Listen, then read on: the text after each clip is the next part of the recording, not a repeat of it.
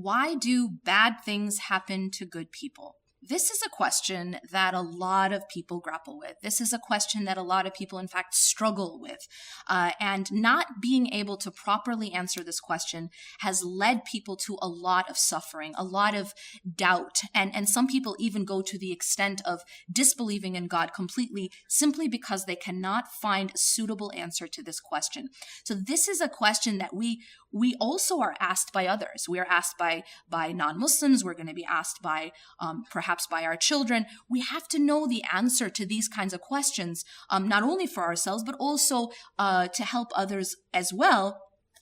To not get lost, because this is one of those essential issues that we see in our lives. Sometimes we seem to see that bad things are happening to good people, and we also see the opposite. Sometimes we wonder, why are good things happening to bad people? Why does the world seem unfair? These are questions that are essential to be able to understand. Why is it that bad things happen to good people? Well, the answer to this question is actually that the question itself is flawed. In fact, we are told by the Prophet ﷺ that bad things never happen to good people. There's a very important hadith in which the Prophet ﷺ says, عَجَبٌ لِأَمْرِ الْمُؤْمِنِ أَمْرُهُ كُلُّ خَيْرٍ, that the matter of a believer is strange. So it's unusual. Why? Because everything is good for a believer. So that actually changes the question. And now the answer to this question is that bad things don't happen to good people. Everything that happens to a good person, everything that happens to a believer is in fact good for them. But the problem is in how we define good and bad. Many of us define good and bad as simply being limited to the dunya, simply being limited to the material world. And so we start to think that anytime someone increases in the material world, that's something good. And anytime someone loses from the material world, that's something bad. Now, if we limit our vision, if we limit our timeline, in essence, to only this world, then in fact, we cannot answer this question.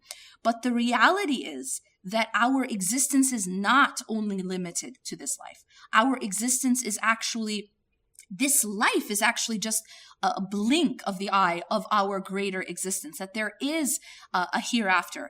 And so that puts perspective into what is happening in this life. So then how can we change how we view good and bad? And that really is what is the turning point in how we understand this question. Anything that happens to a believer that helps them grow spiritually, anything that happens that brings them closer to Allah subhanahu wa ta'ala is actually good for them, even when it comes in the form of loss or pain or struggle. And so this idea that bad things are happening is actually an illusion. In fact, it is Allah subhanahu wa ta'ala doing good for the believer, but sometimes, again, it's packaged in the form of difficulty and in the form of loss and struggle. But essentially, it is actually good for the believer. And just a quick example of that is that when you go to the doctor and you have to get a shot, that shot, it obviously involves a prick of pain, and yet the greater good is that it's curing you. The greater good is that it's treating you, and it may be even saving your life. But it does come through a needle. And we know this in life that, as they say, no pain, no gain. That sometimes in order to grow, we have to go through some struggle. If you go to the gym and you want to grow your muscle, you have to struggle. You have to lift weight. And you cannot become strong unless you do that.